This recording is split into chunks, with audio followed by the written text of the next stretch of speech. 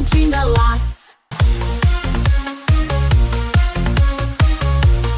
Welcome to the Startup Venture Lab podcast, the place where ambitious entrepreneurs turn ideas into profitable online businesses. Whether you're launching your first startup, scaling to six figures, or looking for game-changing growth hacks, you're in the right place. Join us as we break down proven strategies, expert insights, and real-world success stories so you can build, grow, and dominate in the new digital world. Ready to take action? Let's dive in with our host and tech entrepreneur, J. Todd Jennings. Over to you, JT. Welcome to the Startup Venture Lab podcast.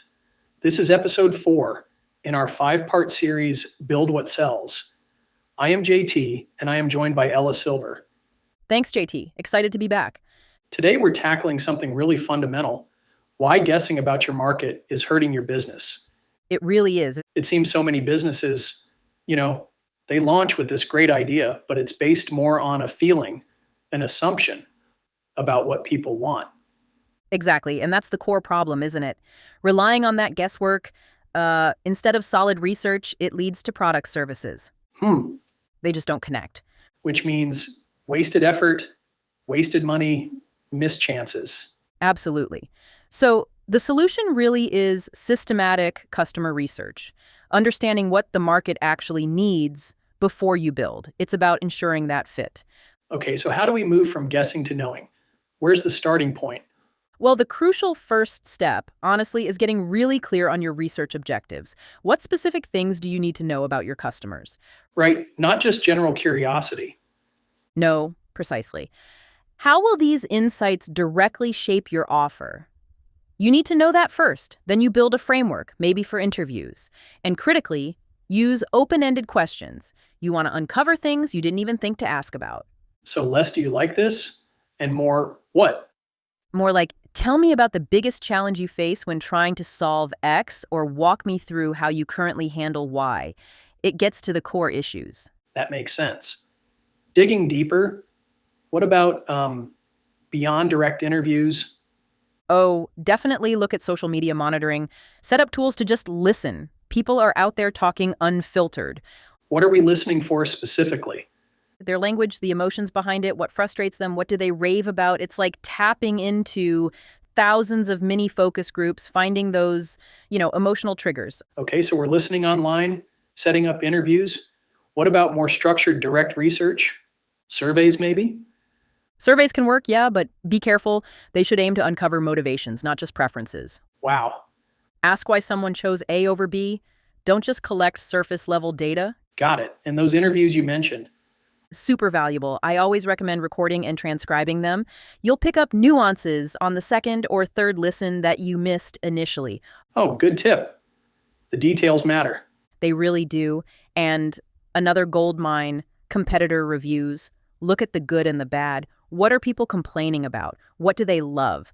It highlights gaps and unmet needs you could potentially fill. Right? Learning from other successes and failures. So we're gathering all this info, interviews, social listening, reviews. How do we bring it all together?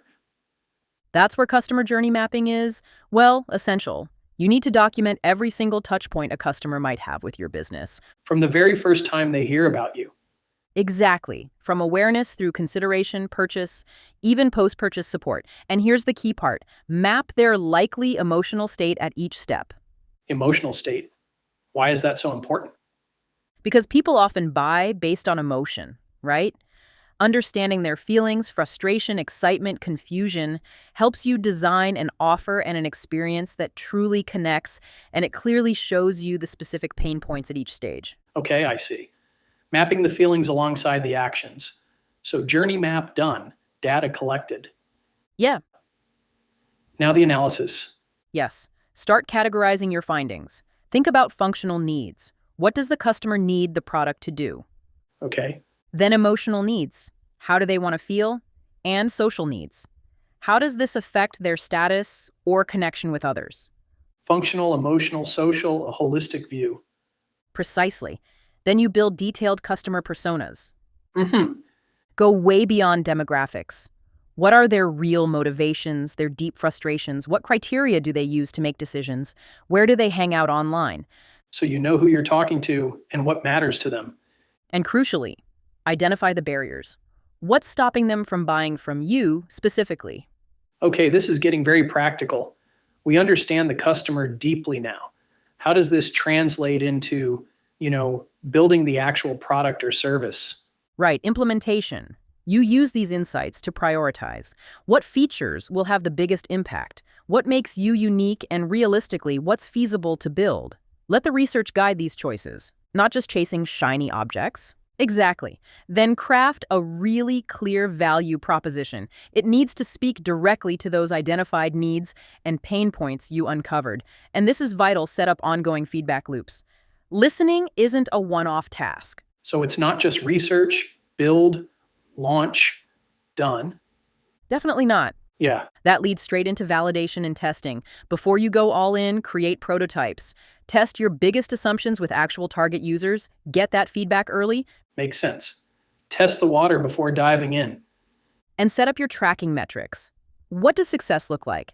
How will you measure if customers are actually achieving what they want with your offer? Monitor those KPIs. And be ready to adjust. Absolutely. Have an iteration strategy. Be prepared to tweak, refine, maybe even pivot based on the feedback and how the market responds. It's a continuous cycle. Learn, build, test, iterate, learn again. You got it. Understanding your market isn't something you just do once. It's an ongoing process. Markets change, needs evolve. You have to keep listening, keep updating your understanding. This has been incredibly insightful.